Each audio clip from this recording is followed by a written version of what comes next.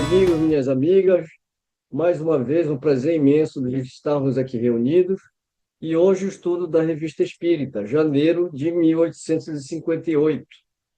Nós fizemos a introdução e hoje nós vamos para o quarto artigo, que tem como título, que já está aí na tela, vocês podem ver, está legível, e vocês podem ver, né, a capa desse espiritualismo da Nova Orleans, né? Então, esse daqui é um exemplar que está na Biblioteca de França, a Gálica, né? Então, eu trouxe aqui só como uma curiosidade. Era um periódico. Aí eu fui pesquisar um pouquinho mais para a gente saber, afinal de contas, o que que era esse espiritualista da Nova Orleans. Então, eu vou aqui compartilhar com vocês a pesquisa, né? O espiritualista da Nova Orleans foi um periódico espírita publicado no século XIX na cidade de Nova Orleans, nos Estados Unidos. Era escrito em francês, o que reflete a forte presença da comunidade franco-lusitana naquela região, marcada pela influência cultural da França, ainda muito viva no sul dos Estados Unidos após a colonização. Nova Orleans, no século XIX, era um importante centro multicultural nos Estados Unidos, com uma comunidade francesa bastante ativa. O espiritismo, codificado por Allan Kardec a partir de 1857 na França, começou a se espalhar rapidamente por outros países de língua francesa, inclusive para as Américas. A cidade foi um dos primeiros polos de recepção do espiritismo no continente americano, graças à sua ligação com a cultura francesa e ao interesse por temas espiritualistas. O próprio Kardec já vinha falando, né, que só na América tinha, agora eu não lembro exatamente o número, né, mas ele falando que já tinha vários periódicos sendo publicados lá, né, e na França, justamente na França não tinha nenhum, né, então ele inaugura, digamos assim, com a Revista Espírita. E passa também, mais tarde, esse espiritualista da Nova Orleans, mais tarde passa também a publicar artigos, né, de Kardec. Bem, mas vamos para o texto então. Manifestações físicas. Lemos o que se segue no espiritualismo da Nova Orleans do mês de fevereiro de 1857. Então, o que estava escrito lá? Ultimamente, perguntamos se todos os espíritos indistintamente fazem mover as mesas, produzem ruídos, etc. E logo a mão de uma dama, bastante séria para brincar com essas coisas, traçou violentamente estas palavras: Quem faz dançar os macacos em vossas ruas? Serão os homens superiores?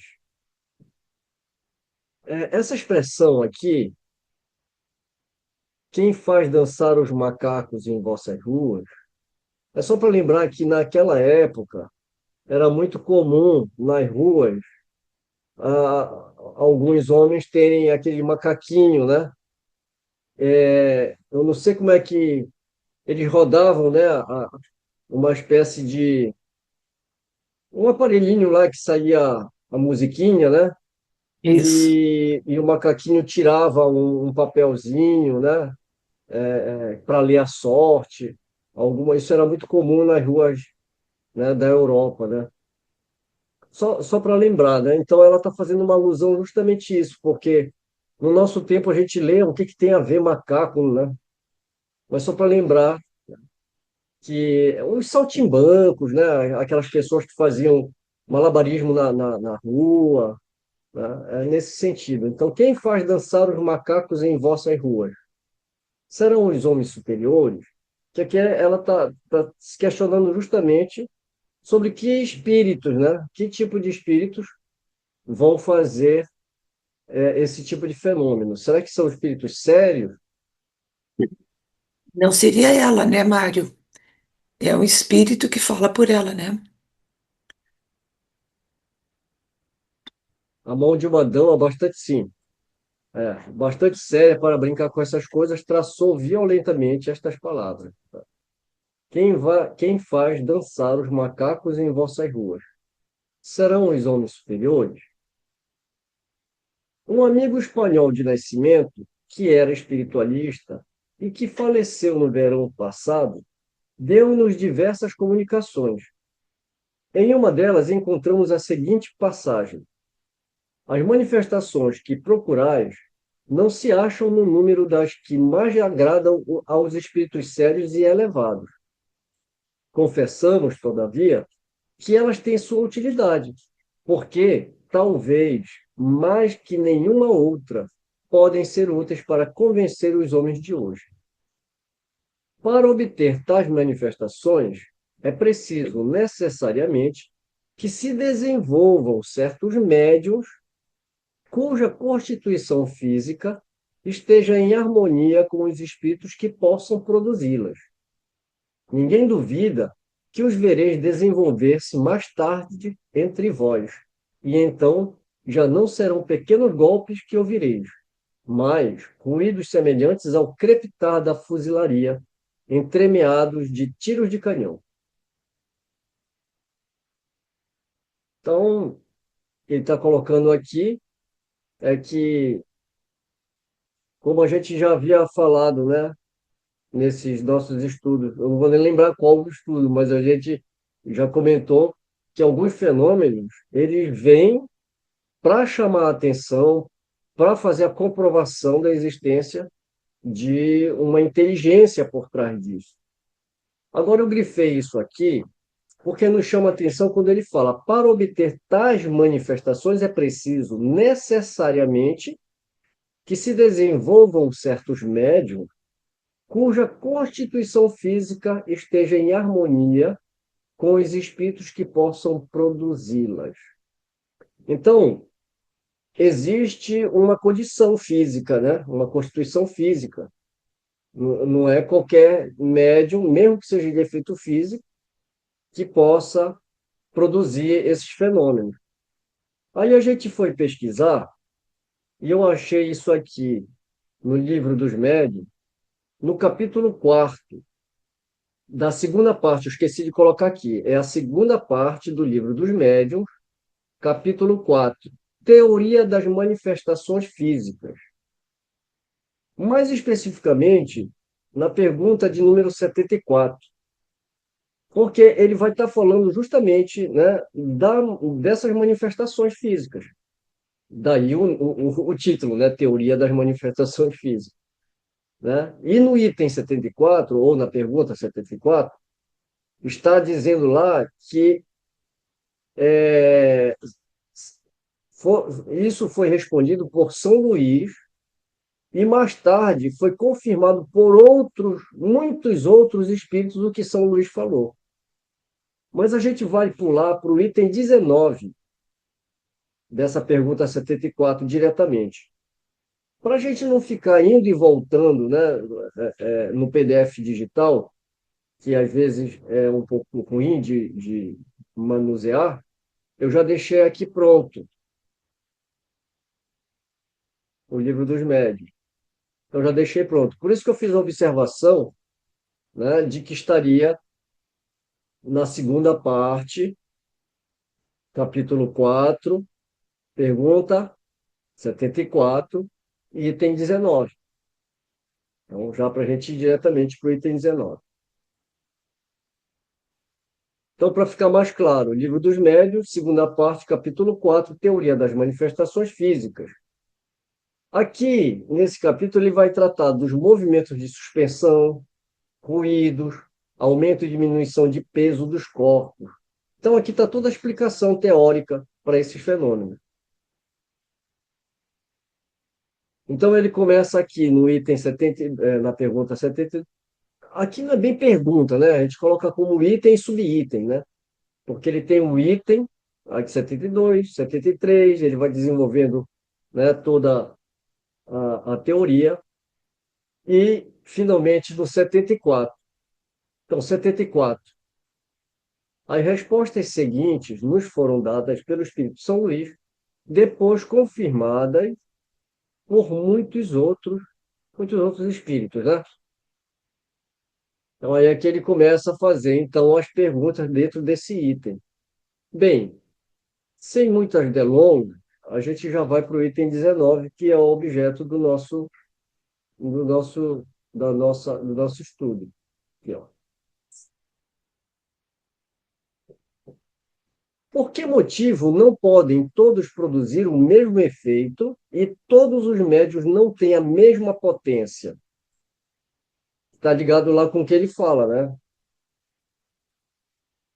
Isso depende do organismo e da maior ou menor facilidade na combinação dos fluidos, e ainda da maior ou menor simpatia do médium com os espíritos que nele encontram a potência fluídica necessária.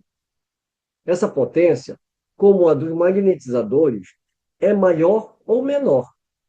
Encontramos, nesse caso, pessoas inteiramente refratárias, outras em que a combinação só se verifica pelo esforço da sua própria vontade, e outras, enfim, em que ela se dá tão natural e facilmente que nem a percebem, servindo de instrumentos sem o saberem, como já dissemos.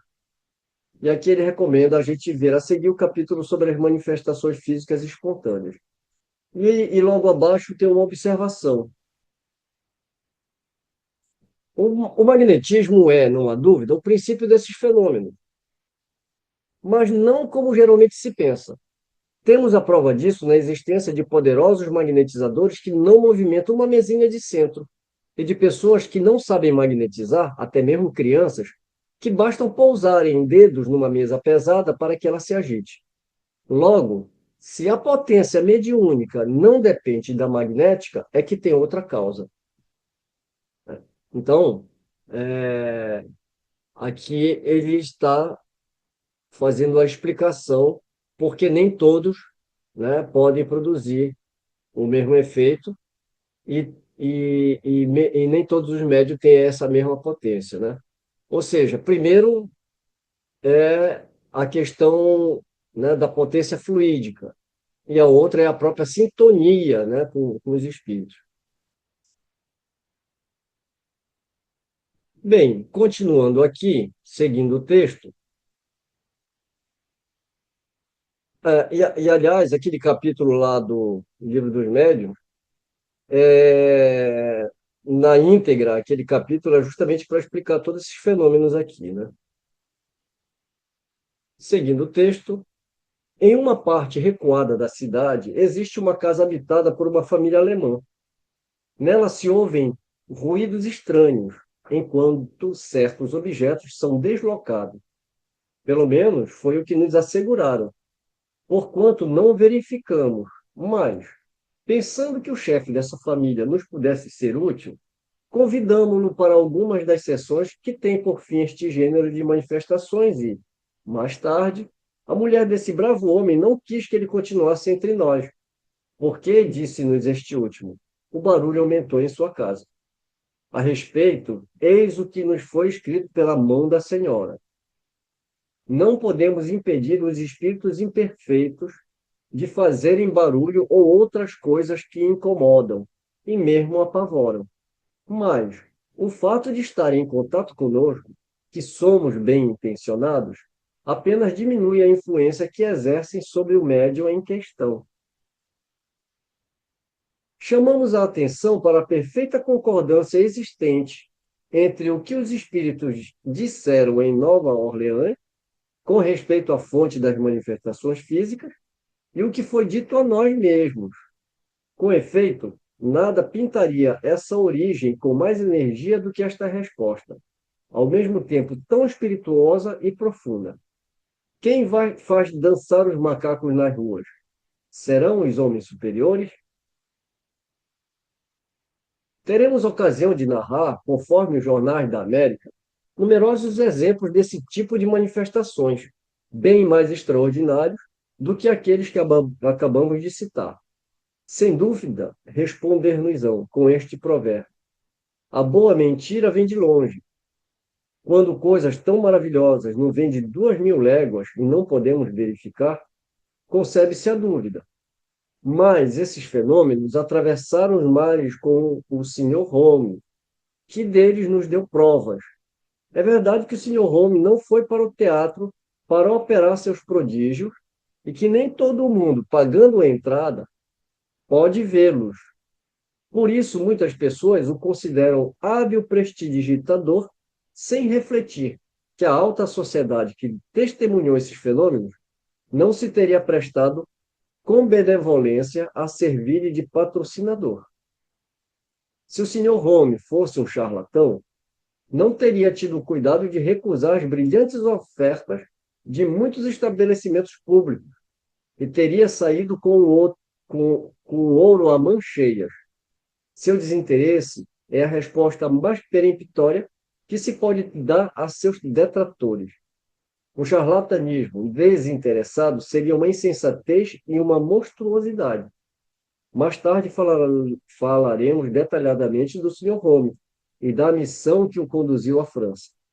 Enquanto aguardamos, eis um fato de manifestação espontânea que médico distinto, digno de toda confiança, nos relatou, e que é tanto mais autêntico quando as coisas se passaram com o seu conhecimento pessoal. Bem, antes da gente ouvir a história, ler a história que ele vai contar, né? Só lembrando, né, que como ele está colocando aqui, né, quando coisas tão maravilhosas não vêm de 2.000 léguas e não podemos verificar, concebe-se a dúvida. Mas esses fenômenos atravessaram os mares com o Sr. Home. Então ele está falando, né, justamente dessa visita, né, do Sr. Home, né, à França. E aqui ele promete falar, né, detalhadamente do Sr. Home e da missão que o trouxe à França. Mas eu antecipei aqui um pouquinho, né? Eu trouxe só, né, um detalhe aqui, porque isso daqui é janeiro de 1858. Ele ainda vai falar bastante do Sr. Home, mas eu trouxe aqui só para a gente ter uma ideia. Aliás, a maioria de nós aqui conhece, né? Mas outros não conhecem ainda, né? Esses artigos da Revista Espírita. E fica também para a gente já, né, ir anotando nas próximas revistas. Então, Revista Espírita, Jornal de Estudos Psicológicos, setembro de 1863.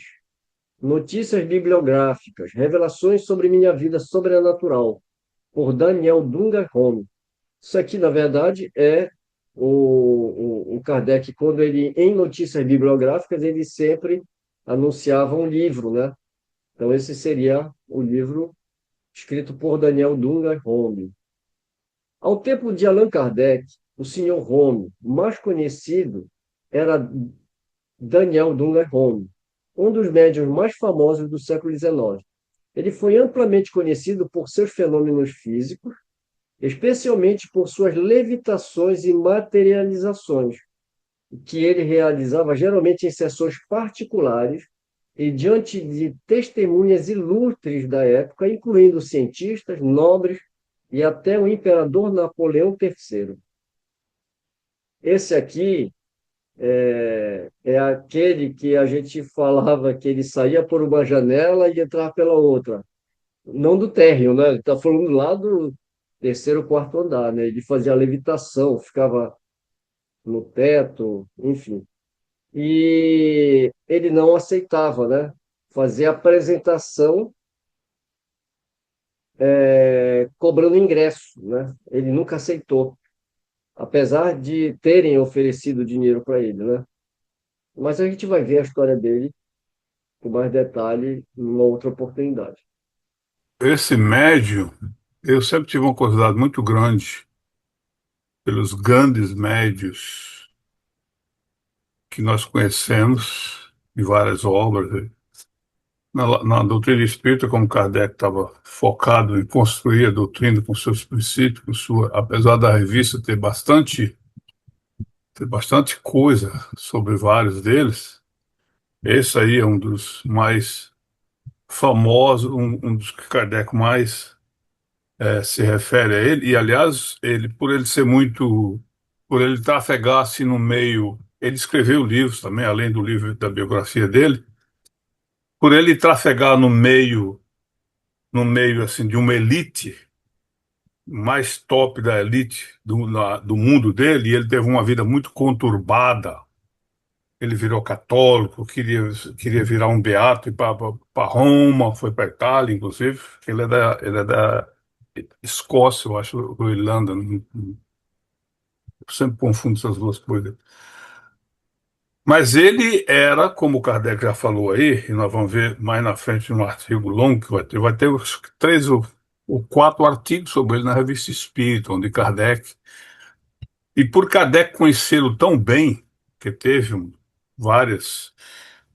Enfim, ele foi objeto de pesquisa no mundo dessas investigações, das pesquisas psíquicas que se fez naquele período de quase 100 anos, continua ainda, especialmente na Sociedade de Pesquisa de Londres, os maiores nomes que a gente conhece aí, Bolzano, William Crookes, todos eles tiveram Wallace, tiveram contato com ele, e ele era um deles, assim como também a Mrs. Piper aqui de Boston, aqui de pertinho, que foi até levada para Londres com esse objetivo. E ele é um dos que Kardec assegurava com bastante ênfase, que era uma pessoa honesta, era um médio verdadeiro, que não se prestava a charlatanismo e que não fazia comércio da sua mediunidade. Mas como ele era muito famoso, ele foi definitivamente o maior médio de efeitos físicos da história. Não existe ninguém que se compare a ele. Mas você veja bem a postura de Kardec. Kardec sempre defendeu ele, nós vamos ver nos artigos seguintes, e ele, numa das obras dele, que se chama Luzes e Sombras do Espiritualismo, capítulo terceiro, ele ataca Kardec, um novo delusions seria ilusões, falando do Espiritismo. Bem, então vamos fazer a leitura agora desse fato de manifestação espontânea que esse médico distinto, né, vai relatar. Uma família respeitável tinha como empregada doméstica uma jovem órfã de 14 anos, cuja bondade natural e doçura de caráter haviam lhe granjeado a afeição dos patrões. No mesmo quarteirão habitava uma outra família, cuja mulher, não se sabe por quê, havia tomado essa jovem em antipatia, a tal ponto que não havia mau procedimento de que ela não fosse o objeto. Um dia, quando voltava, a vizinha aparece furiosa, armada de uma vassoura, querendo bater-lhe. Assustada, precipita-se contra a porta e quer tocar a campainha. Infelizmente, o cordão encontra-se rompido e ela não pode alcançá-lo. Eis, porém, que a campainha agita-se por si mesma e vem abrir-lhe a porta. Em sua perturbação, ela não se deu conta do que se havia passado, mas, depois, a campainha continuou a tocar de tempo em tempo, sem motivo aparente, tanto de dia como de noite. E, quando se ia ver a porta, não se encontrava ninguém. Os vizinhos do quarteirão foram acusados de pregar essa peça de mau gosto. Foi dada a queixa ao comissário de polícia, que abriu inquérito, investigou se algum cordão secreto se comunicava com o exterior, mas nada pôde descobrir. As coisas, porém, persistiam cada vez mais, em prejuízo do repouso de todos e, sobretudo, da pequena empregada, acusada de ser a causa do barulho. Atendendo ao conselho que lhes foi dado, os patrões da jovem órfã decidiram afastá-la e a colocaram no campo, na casa de amigos. Desde então, a campainha permaneceu quieta e nada de semelhante se produziu em seu novo domicílio.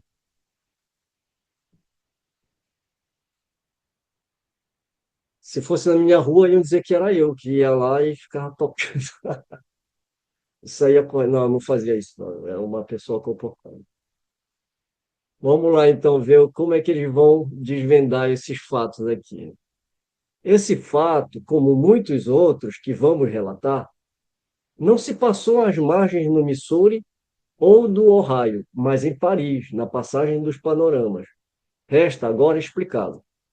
A jovem não tocava a campainha, isso é positivo. Estava bastante apavorada com o que se passava para pensar numa farsa da qual teria sido a primeira vítima. Uma coisa não menos positiva é que o toque da campainha deveu-se à sua presença, uma vez que o efeito cessou quando ela partiu. O médico que testemunhou o fato explica-o por uma poderosa ação magnética exercida de forma inconsciente pela jovem criada. A explicação do médico, né? Essa explicação, de forma alguma, nos parece concludente. Por que teria ela perdido esse poder após a partida? Quanto a isso, diz ele que o terror inspirado pela presença da vizinha devia produzir na jovem uma superexcitação suscetível de desenvolver a ação magnética e que o efeito cessou com a causa. Confessamos não estar absolutamente convencidos por esse raciocínio. Se a intervenção de uma força oculta não está aqui demonstrada de maneira evidente, pelo menos é provável, conforme fatos análogos que conhecemos. Admitindo, portanto, essa intervenção, diremos que, nas circunstâncias em que o fato se produziu pela primeira vez, um espírito protetor quis, provavelmente, que a jovem escapasse do perigo que corria, que, apesar da afeição que seus patrões lhe devotavam, fosse talvez de seu interesse sair daquela casa, eis porque o ruído continuou até que ela tivesse partido. Então, aqui, na verdade, o médico provavelmente ele escreve para a Revista Espírita, né? Envia essa história para Kardec, Kardec publica e depois ele faz, ele gera essas hipóteses. Primeiro, a hipótese do médico de ser uma força magnética, e depois ele levanta uma hipótese de ser, então, uma força invisível, ou seja, um espírito familiar, o anjo da guarda, né? Que tenha provocado pelos motivos que ele expôs, para salvar a menina desse perigo e também continuou porque poderia ser que não, a menina não estaria bem ali naquela casa e fosse o desejo dela partir. A gente tem que ver que isso daqui é um artigo, é tudo hipotético, Kardec não, né? Como a gente fala, é curioso a gente ler esses textos, né? Esses textos não, esses artigos na Revista Espírita.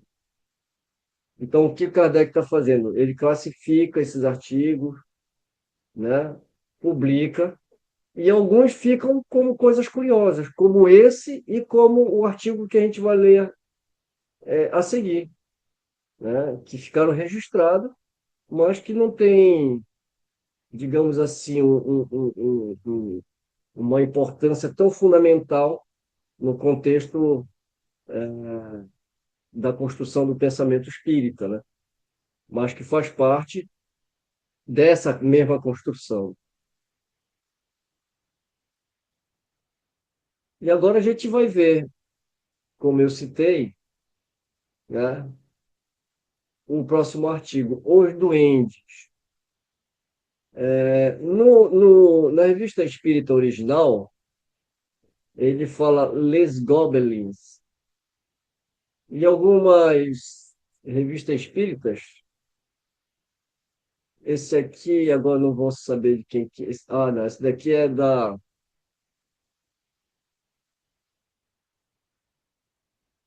Esse que eu acho que é do Júlio Abreu. Ele deixou como Goblins, né? Isso aqui.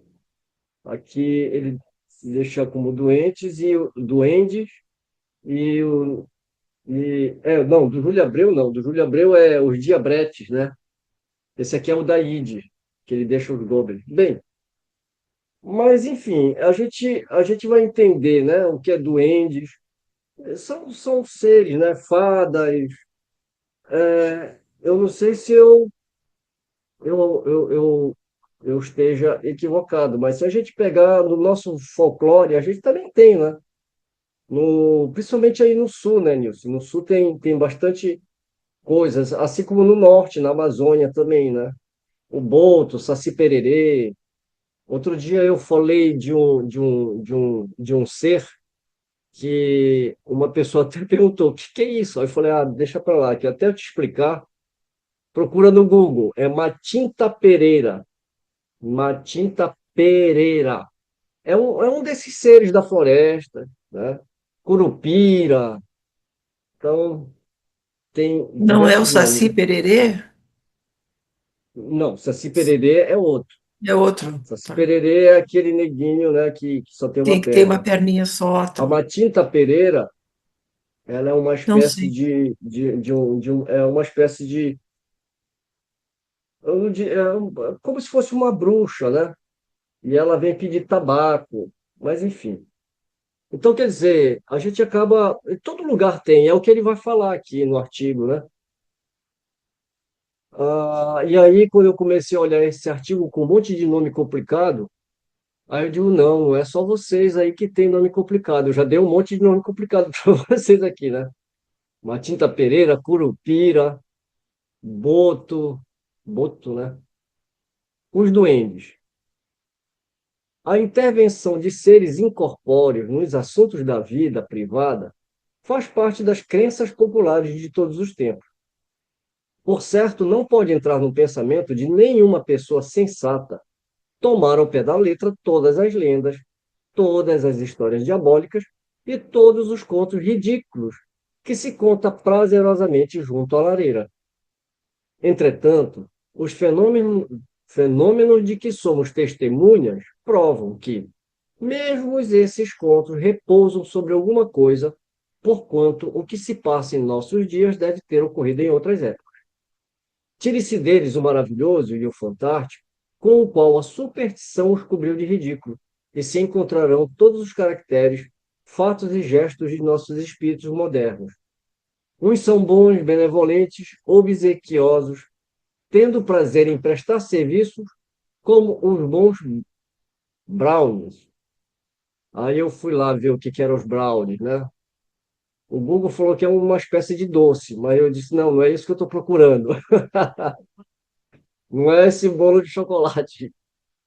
É mitologia celta, especialmente escocesa e inglesa. Os brownies são pequenos espíritos ou doentes domésticos. Diz-se que vivem em casas e ajudam nos trabalhos noturnos, como limpar ou consertar coisas. São geralmente bondosos, mas podem se ofender e ir embora se forem maltratados ou receberem pagamento. Eu lembro que quando eu era menino, eu ganhei do meu pai uma coleção de contos.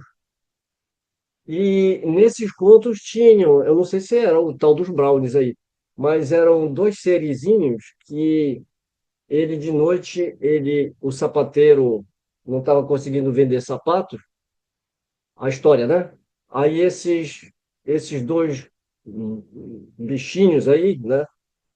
De madrugada, de noite, assim, eles saíam e trabalhavam. Aí faziam um sapato tão lindo, tão bonito, que o sapateiro conseguia vender, né? Aí o sapateiro ficou maravilhado e sempre eles faziam, né, esse trabalho. Aí um dia esse cara resolveu ficar espiando para ver quem é que fazia. Aí ele descobriu. Quando ele descobriu, ele quis presenteá-los, né? Aí ele deixou o presentinho lá para eles e aí eles nunca mais apareceram. É exatamente o que está contando aí. E aí, quando eu li isso, aí eu lembrei imediatamente do que eu tinha lido quando eu era menino. Mas como faz muito tempo, eu nem lembro, né? E tinha muitas lendas também de todo lugar do Brasil. Aí tinha Negrinho do Pastoreiro, sabe? Essas coisas, né? Tinha bastante coisa. Outros, mais ou menos maliciosos, travessos, caprichosos e mesmo maus, como os Gobelins da Normandia, conhecidos pelo nome de Bogles na Escócia, de Bogharts na Inglaterra, de Cluricanos na Irlanda e de Pucks na Alemanha. Segundo a tradição popular, esses duendes penetram nas casas, onde aproveitam todas as ocasiões para brincadeira de mau gosto. Eles batem nas portas, deslocam os móveis, aplicam golpes nos tonéis, marteladas no teto e no assoalho, assobiam baixinho, soltam suspiros lamentosos, puxam os lençóis e as cortinas dos que estão deitados, etc. Os Bogart dos ingleses exercem suas maldades principalmente contra as crianças, das quais parece ter aversão. Toma-lhes frequentemente a fatia de pão amanteigado e a tigela de leite. Durante a noite, agita as cortinas do leito, sobe e desce as escadas com grande arruído, lança pratos sobre o assoalho e provoca muitos outros estragos nas casas.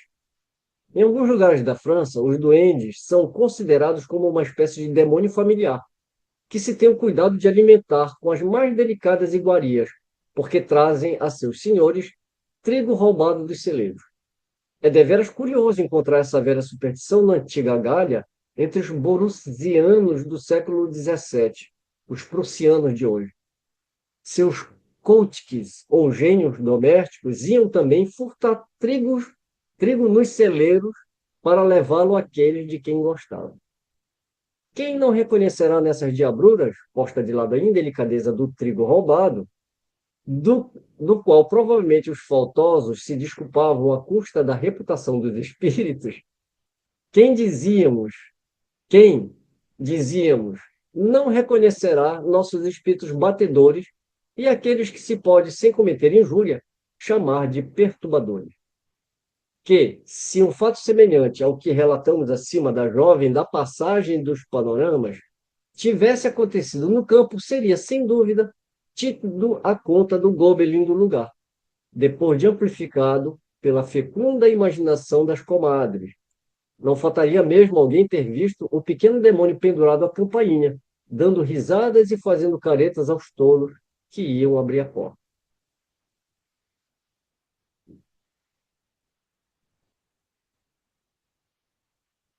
Mas o Saci Pererê, quem é que assistiu? Aqui é só para gente top, hein? Só gente na terceira idade. Quem foi que assistiu o Sítio do Pica-Pau Amarelo na sua primeira versão? Né? Que o Saci Pererê ficava escondendo. Ai, onde que está meu óculos, né? Onde que não sei o que é? Bem o Saci Pererê, né? Saci Pererê que fazia essas peraltices aí. E para vocês sabem caçar Saci Pererê? Você tem que esperar o redemoinho, né? Como tem um redemoinho, um pé de vento, né?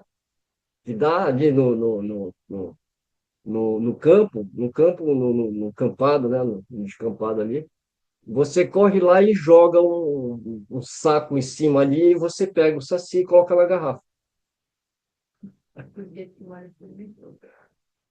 que ter, mas não peguei nenhum. Esse artigo aqui é muito legal.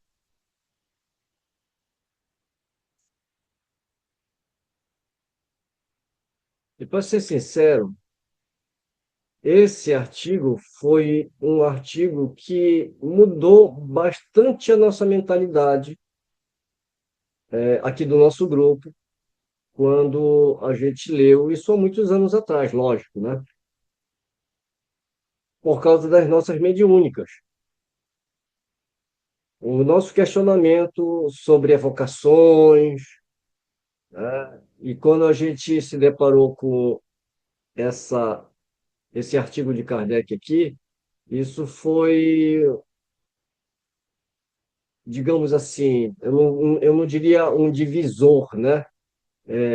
Mas foi um artigo que nos fez pensar muito, né? E que nos auxiliou bastante. Então vamos lá. Evocações particulares. Mãe, estou aqui. A senhora Pontini Pontini havia perdido há alguns meses sua filha única, de 14 anos, objeto de toda a sua ternura e muito digna de seu pesar pelas qualidades que dela prometiam fazer uma mulher perfeita. Essa jovem havia sucumbido a uma longa e dolorosa doença. Inconsolável com essa perda, dia a dia a mãe via sua saúde alterar-se repetindo sem cessar que em breve iria reunir-se à filha. Instruída da possibilidade de comunicar-se com os seres de além-túmulo, a senhora, pontinho, pontinho, resolveu procurar, numa conversa com a filha, um alívio para a sua pena. Uma senhora de seu conhecimento era médium, mas as duas, com pouca experiência para semelhantes evocações, sobretudo em circunstância assim tão solene, rogaram-me que as assistisse. Éramos apenas três: a mãe, a médium e eu. Então, veja bem, né? Aqui está muito clara a situação. Então, ela recorreu à ajuda dessa médium e a médium recorreu à ajuda de Kardec. E olha só que curioso, né? Éramos apenas três. Né? Vou até grifar aqui, né? Éramos apenas três. Então, tem. Eu vou deixar, eu acho que é melhor deixar para a gente comentar isso no final, né? Vamos, senão a gente vai ficar interrompendo. Vamos lá, então. Éramos apenas três: a mãe, a médium e eu. Eis o resultado dessa primeira sessão. A mãe, né? Então, aqui a gente vai fazer aquela alternância, né? A mãe falando e a filha respondendo. Então, a mãe. Em nome de Deus Todo-Poderoso, Espírito Júlia, pontinho, pontinho, minha filha querida, peço-te que venhas, se Deus o permitir. Então, quer dizer, quem está evocando é a mãe, não é Kardec e nem a médium, é a própria mãe que está evocando. A filha, né, Júlia, mãe, estou aqui. A mãe, és tu mesma, minha filha, que me respondes? Como posso saber que és tu? E a Júlia responde, Lili. Era um pequeno apelido familiar dado à jovem em sua infância. Não era conhecido nem da médium, nem de mim, considerando-se que há vários anos só a chamavam pelo seu nome de Júlia. A esse sinal, a identidade era evidente. Não podendo dominar a emoção, a mãe explode em soluço. Júlia, mãe, por que te afliges? Sou feliz, bem feliz. Não sofro mais e te vejo sempre. A mãe, mas eu não te vejo. Onde estás? A Júlia, aqui, ao teu lado. Minha mão sobre a senhora XXX, que era médium, né?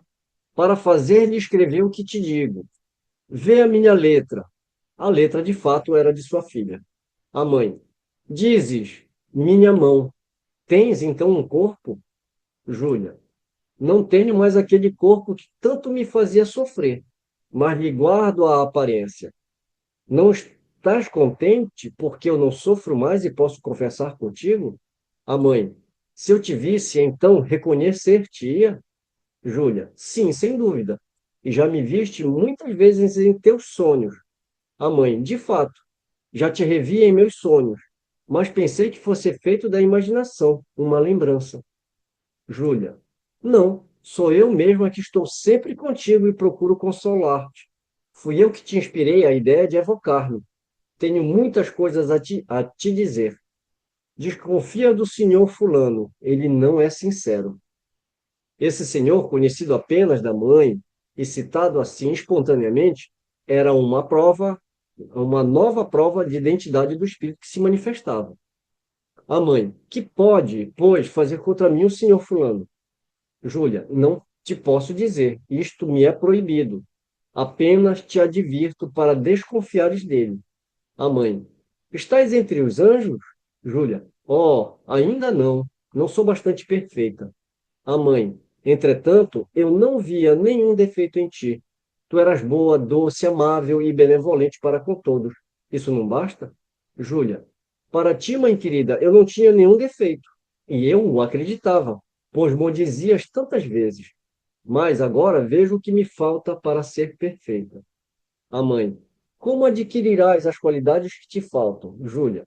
Em novas existências que serão cada vez mais felizes. A mãe. É na Terra que terás essas novas existências? Júlia. Nada sei quanto a isso. A mãe. Considerando que não havias feito mal durante tua vida, por que sofreste tanto? Júlia. Prova, prova. Eu a suportei com paciência, por minha confiança em Deus. Sou muito feliz hoje por isso. Até breve, mãe querida. Em presença de semelhantes fatos, quem ousaria falar do vazio do túmulo quando a vida futura se nos revela assim tão palpável? Essa mãe, minada pelo desgosto, experimenta hoje uma felicidade inefável em poder conversar com a filha. Não há mais separação entre elas. Suas almas se confundem e se expandem no seio uma da outra pela permuta de seus pensamentos. Apesar da descrição com que cercamos este relato, não nos permitiríamos publicá-lo se a isto não estivéssemos formalmente autorizados. Disse-nos aquela mãe: possam todos quantos perderam seus afetos na terra sentir a mesma consolação que experimento.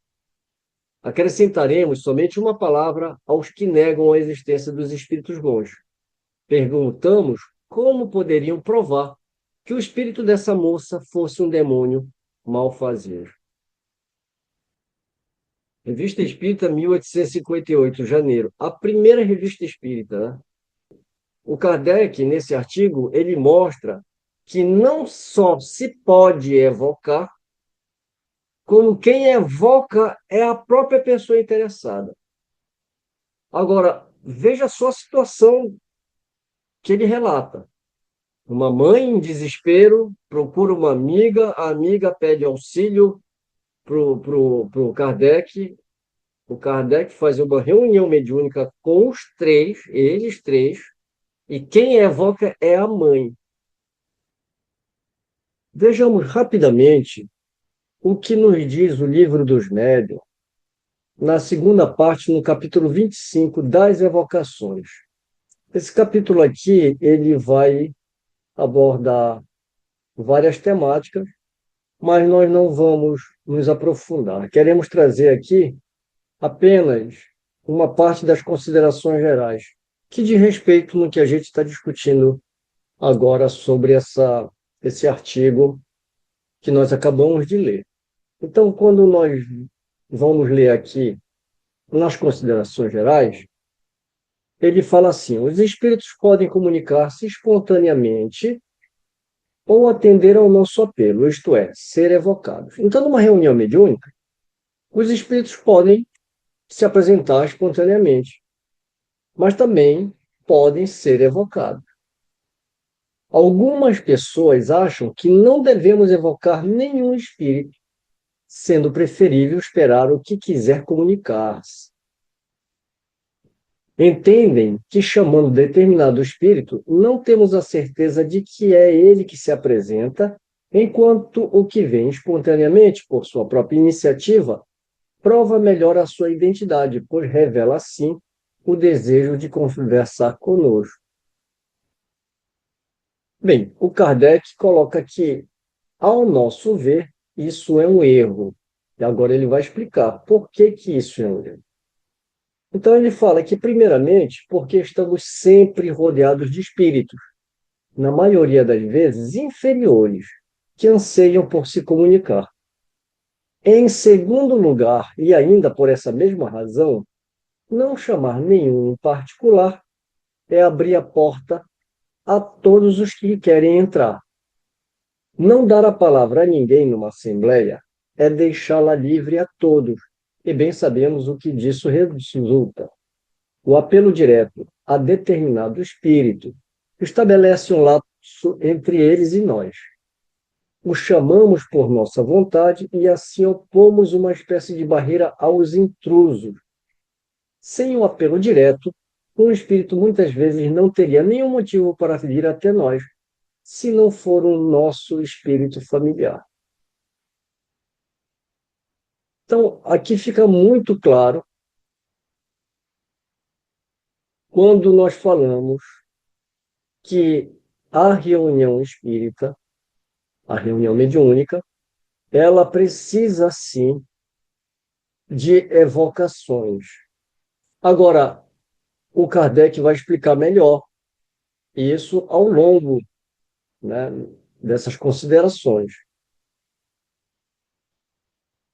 Essas duas maneiras de agir têm as suas vantagens e só haveria inconveniente na exclusão de uma delas, ou seja, a das comunicações espontâneas e as evocações. As comunicações espontâneas não têm nenhum inconveniente quando controlamos os espíritos e temos a certeza de não deixar que os maus venham a dominar. Então, é quase sempre conveniente aguardar a boa vontade dos que desejam manifestar-se, pois o pensamento deles não sofre dessa maneira nenhum constrangimento e podemos obter comunicações admiráveis, enquanto o espírito evocado pode não estar disposto a falar ou não ser capaz de o fazer no sentido que desejamos. Aliás, o exame escrupuloso que aconselhamos é uma garantia contra as más comunicações.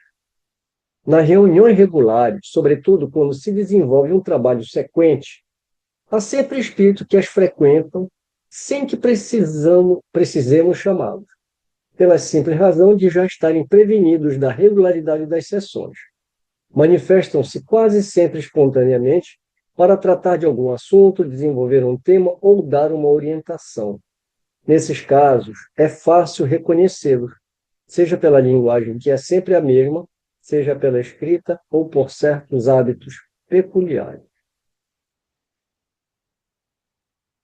Quando se quer comunicar com um espírito determinado, é absolutamente necessário evocá-lo. Se ele puder atender, obtém-se geralmente a resposta sim, ou aqui estou, ou ainda, que queres de mim?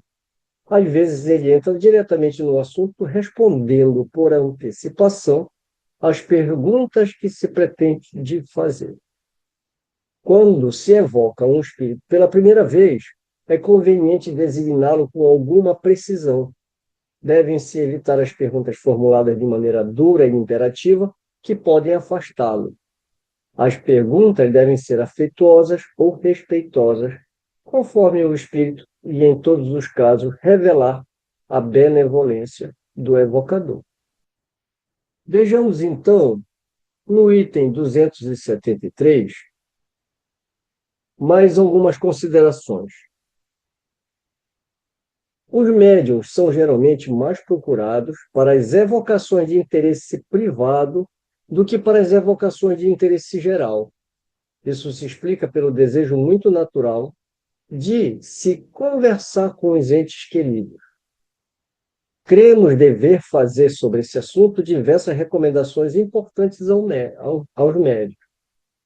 Então, ou seja, as pessoas, né, geralmente procuram os médiuns para conversar com pessoas queridas, entes queridos que já desencarnaram. Então, e ele fala, né, explica pelo desejo natural de querer conversar com esses entes queridos. Agora ele vai dar recomendações importantes aos médiuns. Então, primeiro, a de não acederem a esse desejo, senão com reserva, no tocante a pessoas de cuja sinceridade não estejam suficientemente seguros e de se manterem vigilantes contra as armadilhas que pessoas malfazejas lhes podem preparar. Então, esse primeiro ponto é de fazer realmente uma triagem, né? De realmente fazer uma análise das intenções dessas pessoas. Segundo ponto, de não se prestarem sob nenhum pretexto a essas evocações, se perceberem intuitos de curiosidade, de interesse, e não de uma intenção séria da parte do evocador, de se recusarem a servir para qualquer questão ociosa ou que não esteja no âmbito das que racionalmente se podem propor aos espíritos. As perguntas devem ser feitas com clareza, nitidez e sem segundas intenções para se obterem respostas positivas. é necessário repelir as que tiverem um caráter insidioso, pois os espíritos não gostam das que têm por fim submetê-los à prova. Insistir em perguntas dessa natureza é o mesmo que querer ser enganado. O evocador deve dirigir-se franca e abertamente ao alvo, sem subterfúgios e rodeios inúteis. Se ele teme explicar-se, é melhor que se abstenha. E aqui uma parte muito importante para ler-se e meditar. É também conveniente, só com muita prudência, fazer evocações na ausência das pessoas que as pedem, e no mais das vezes é mesmo preferível não fazê-las. O que ele está dizendo aqui? Que nem no caso dessa mãe, que evocou a filha, que a própria mãe faça a evocação, né? E não fazer a evocação na ausência dessas pessoas. Por quê? E qual é o motivo de que Kardec afirma isso? Porque somente essas pessoas estão aptas a controlar respostas, a julgar a identidade do espírito, a provocar os esclarecimentos que as respostas suscitarem e a fazer perguntas ocasionais a que as circunstâncias podem levar. Além disso, sua presença é um motivo de atração para o espírito, geralmente pouco disposto a se comunicar com estranhos, pelos quais não tem nenhuma simpatia.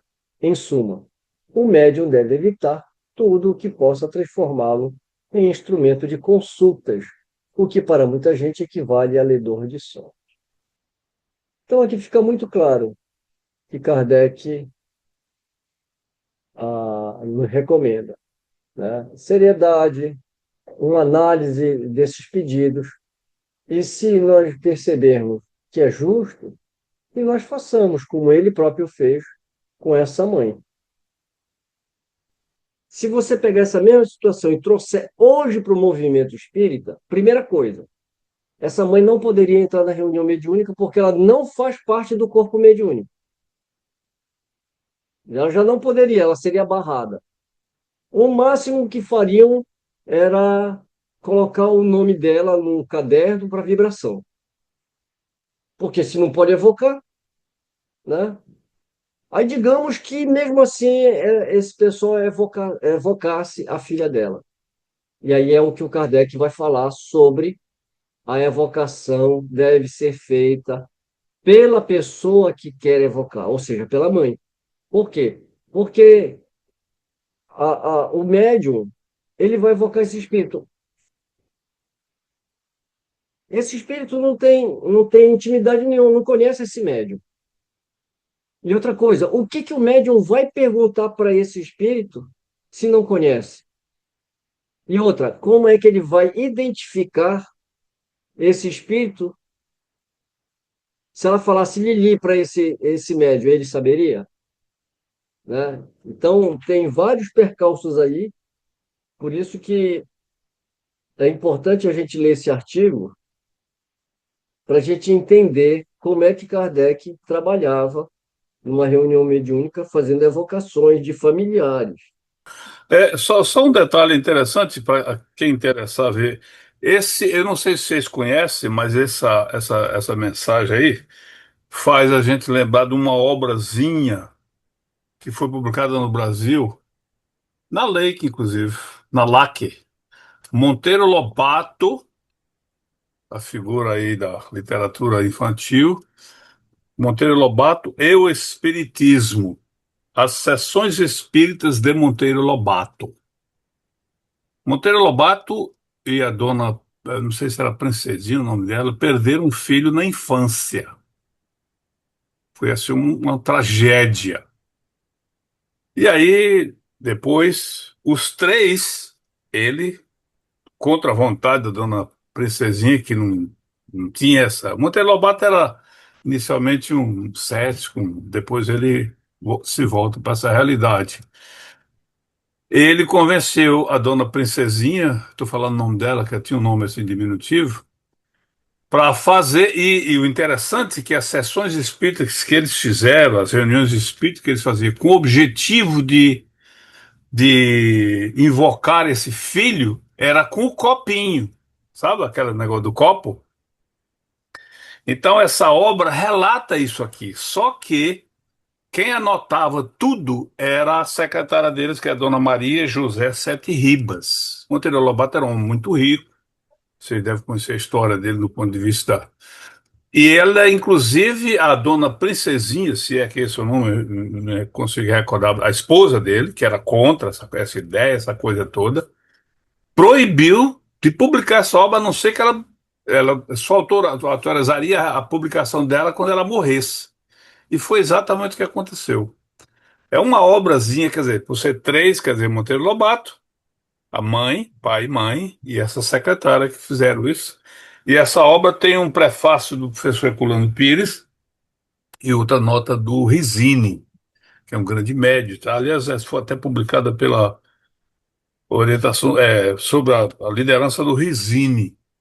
É uma obrazinha singela, você acha ela na internet, que isso aí, essa comunicação aqui faz a gente lembrar perfeitamente, quer dizer, isso num processo, inclusive, lá mais, porque aqui, no caso, o filho respondia já para psicofonia e tal, né?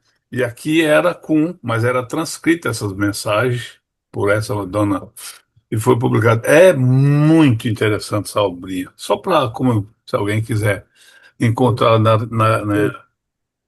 internet, você acha ela. Muito interessante. Livro dos Médiuns. Podemos evocar todos os espíritos, seja qual for o grau da escala a que pertençam. Os bons e os maus, os que deixaram recentemente a vida e os que viveram nas épocas mais distantes. Os homens ilustres e os mais obscuros. Os nossos parentes, os nossos amigos e os que nos foram indiferentes. Mas isso não quer dizer que eles sempre queiram ou possam atender ao nosso apelo. Independente da sua própria vontade ou de não terem a permissão de um poder superior, eles podem estar impedidos por motivos que nem sempre podemos conhecer. O que desejamos dizer é que não há nenhum impedimento de ordem geral às comunicações, salvo o de que trataremos a seguir. Os obstáculos à manifestação são quase sempre de ordem individual e frequentemente decorrem das circunstâncias. Então, o que esse povo está fazendo que não leu isso aqui, né? Então, entre as causas que podem opor-se à manifestação de um espírito, umas estão nele mesmo e outras lhe são estranhas.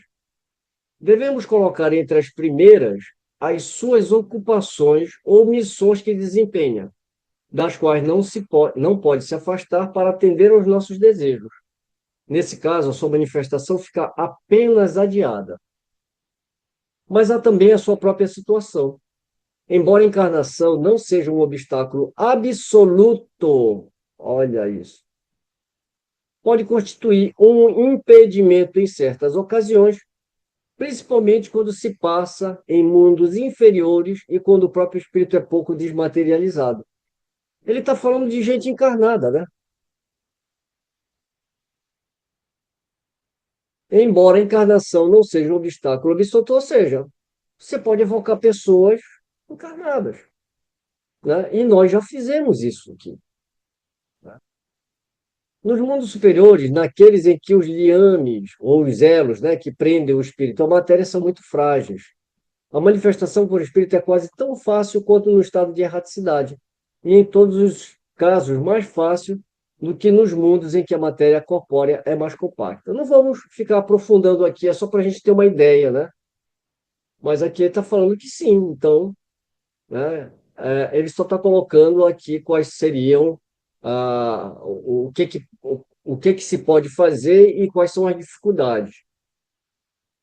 aqui ele vai falar das causas estranhas, né, que ligam-se principalmente à natureza do médium, a condição da pessoa que evoca, ao meio em que faz a evocação e, por fim, ao fim que se propõe.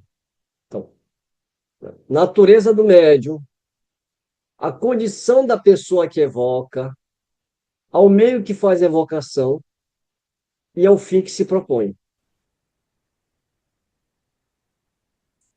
Então, mais uma vez, agradecendo a Deus, agradecendo a presença de cada um de vocês, vamos encerrando então o estudo de hoje. Desejo a todos muita paz e até o próximo estudo.